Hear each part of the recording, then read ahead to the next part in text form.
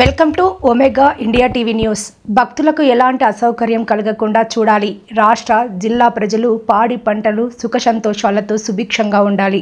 అన్ని శాఖలు సమన్వయంతో పనిచేయాలి. ప్రభుత్వం నుంచి అన్ని రకాల ఏర్పాట్లు పూర్తి. జిల్లా కలెక్టర్ రాహుల్ రాజ్.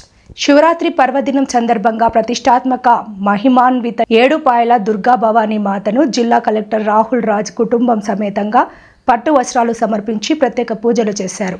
ఇంతకుముందు జిల్లా కలెక్టర్కు ఆలయ అర్చకులు పూర్ణ కుంభంతో స్వాగతం పలికారు. ప్రత్యేక పూజల అనంతరం జిల్లా కలెక్టర్ రాహుల్ రాజు మాట్లాడుతూ పిల్లలు దాటేలా ఏడుపాయల జాతర జరగాలన్నారు.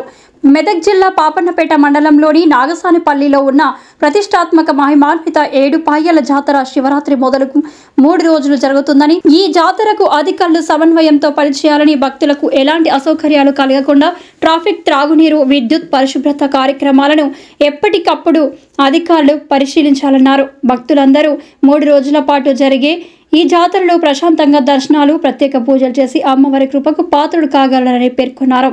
రాష్ట్ర జిల్లా ప్రజలు పాడి పంటలు సుఖ సంతోషాలతో సుభిక్షంగా ఉండాలని తెలిపారు. ఈ కార్యక్రమంలో అధికారులు, సిబ్బంది తదితరులు పాల్గొన్నారు. మరి అమ్మవారి దీవెనలు అందరూ కూడా అందాలనేసి మరి ఆ దీవెనల ప్రకారంగానే మన జిల్లా కానీ రాష్ట్రం కానీ సుభిక్షంగా ఉండాలని కూడా కోరుకుంటూ మరొకసారి ఇక్కడ వచ్చిన ప్రజలకు అందరికీ, భక్తులకందరూ కూడా శివరాత్రి శుభాకాంక్షలు తెలుపుతాము. Thank you. సబ్స్క్రైబ్ చేసుకోండి ఒమేగా ఇండియా టీవీ.